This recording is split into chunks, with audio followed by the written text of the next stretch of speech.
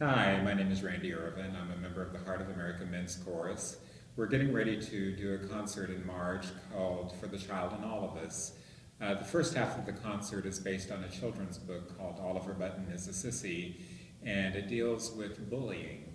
As we all know, bullying continues to be a major presence in our world, and it needs to stop. It's getting better. I do believe that slogan. 40 some years ago when I was in school, it wasn't better though. It was very difficult to be a child growing up at that time. My parents came from an agricultural background. They had never been exposed to any gay people before. They had a child that they didn't know what to do with, that didn't fit into the normal stereotype of what a little boy should be. So they tried different things, trying to help me become the man that I am supposed to be. But the one thing that sticks out the most in my mind was being put on a Little League baseball team. It was horrible. It was absolutely one of the most traumatic things in my life. They did it out of love. I don't hold any bad feelings or grudges against them. They were doing what they thought was right, and it probably was for that period of time. For me, it was a horrible, horrible experience.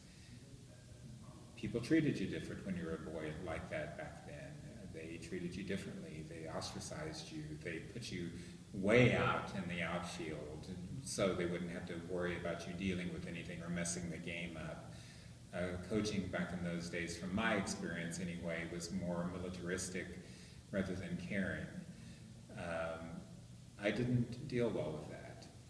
I didn't deal well with it at all. I started to withdraw. I started to act out. I started to eat to comfort myself. I went through puberty and went into junior high when all those emotions start coming up again and hormones are raging and you don't understand what's going on and you're in the locker room with all these guys and you don't know what to do. I mean, it's just an incredibly hard experience.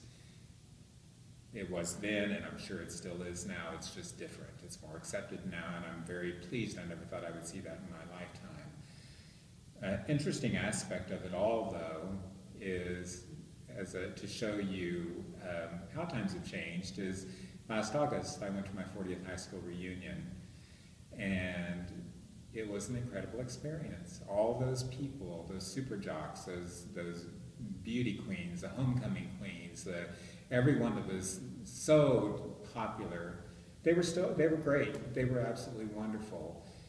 All those feelings that I had, that I felt, were mainly coming from inside me in retrospect, or else they've grown tremendously in their own lives.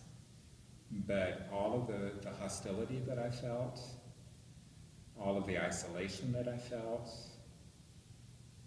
all of the bad feelings, the tears, the bad habits, they were gone. And I felt accepted and cared about.